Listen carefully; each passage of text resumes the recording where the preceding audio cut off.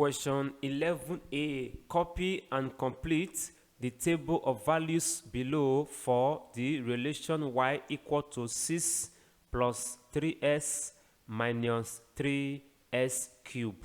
You have the table of values with some missing y values and you are expected to solve for them. B part of the question, draw the graph of the relation this using a scale of 2 cm to 1 unit on x-axis and 2 cm to 5 units on y-axis. C part of the question, using the same scales and axes, draw the graph of y equal to 2 minus s. So we have 2 in 1, quadratic graph and linear graph in the same graph notes. D part of the question, from your graphs determine the Roman figure 1 maximum value of y and the corresponding value of s for which this occurs. Roman figure 2, solution of the equation 6 plus 3s minus 3s squared equal to 2 minus s. That is the points of intersection of the curve and the line traced to x-axis give the solution to the equation. Solution A part, table of values for the quadratic function. Already s values are known. To get y values, we need to do two things precisely: get 3s and minus 3s squared. Going by the order of the equation, you meet 6 first. 6 is a constant, and as such, you write it under each value of s. So you have 6, 6, 6, and so on. Next thing is to get 3s. To get 3s, you simply multiply each value of s by 3. So minus 3 times 3, you have minus 6. 0 times 3, you have 0. 4 times 3, you have 12. Next thing is to get minus 3s squared. You need to get s squared first, and you multiply that result by minus 3. So minus 3 squared is 9 times minus 3. You have minus 27.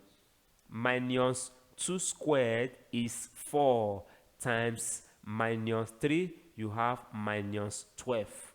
Now 4 squared is 16 times minus 3. You have minus 48. If you add down, you have minus 30. Here is minus 12, and so on. Now let us also construct the table of values for the linear equation so that we can plot directly. So this is the linear equation. We are using the same range of values for s. Now in that equation, 2 is a constant. You write it under each value of s. Now to get minus s, you simply multiply each value of s by minus 1. So minus 1 times minus 3, you have 3.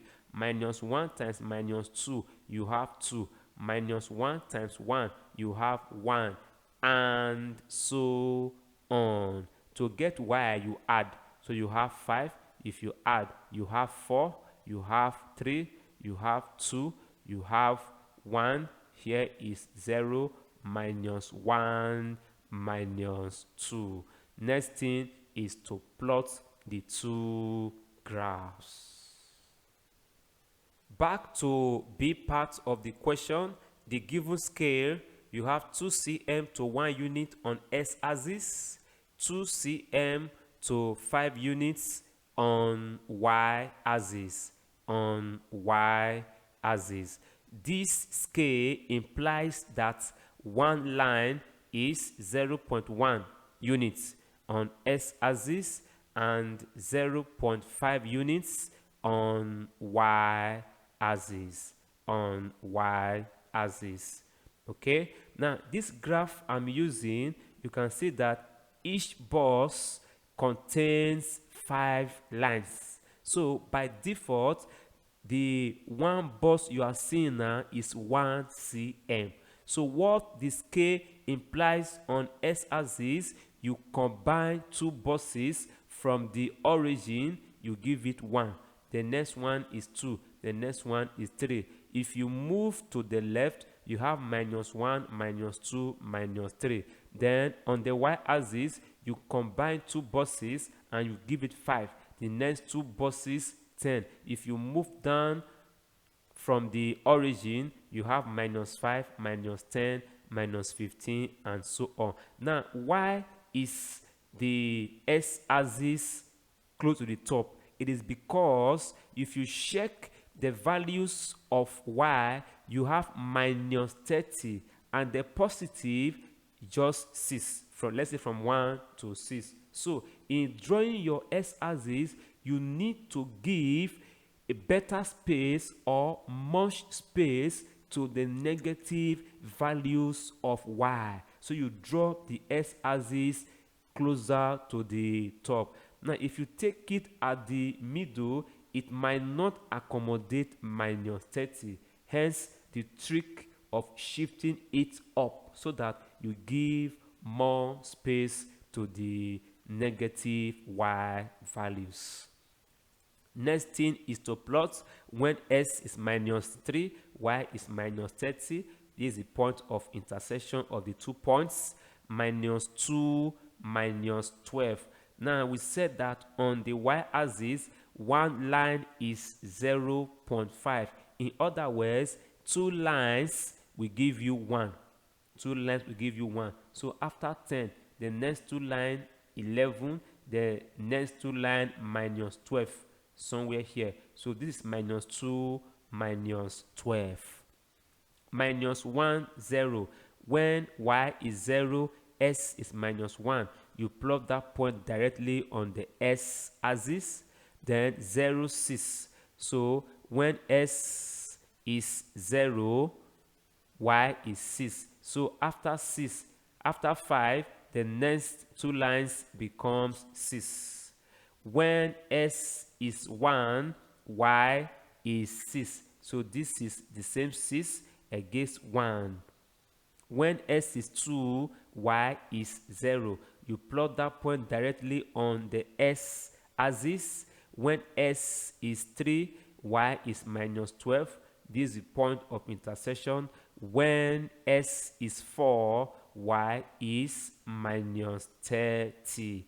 Next thing is to join the points together before you plot the linear graph. Don't forget the title of the graph. It is simply the equation that you are plotting.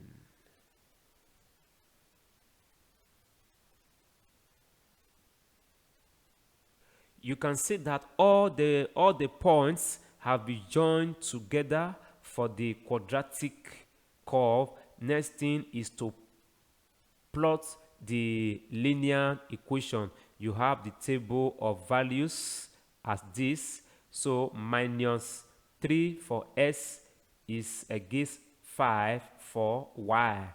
-2 and 4. -1 and 3. 0, 2, 1, 1, 2, 0. Then 3 -1, 4 -2. Very close points. Next thing is to join the points together. Because it is a linear graph, you're supposed to have a straight line graph. All the points have been joined together for the linear graph, and the title of the graph updated to reflect both the quadratic and the linear graph. We move to the part of the question. D part of the question, Roman figure 1, maximum value of y and the corresponding value of s for which this occurs. Now, the peak of the curve is the maximum value of y.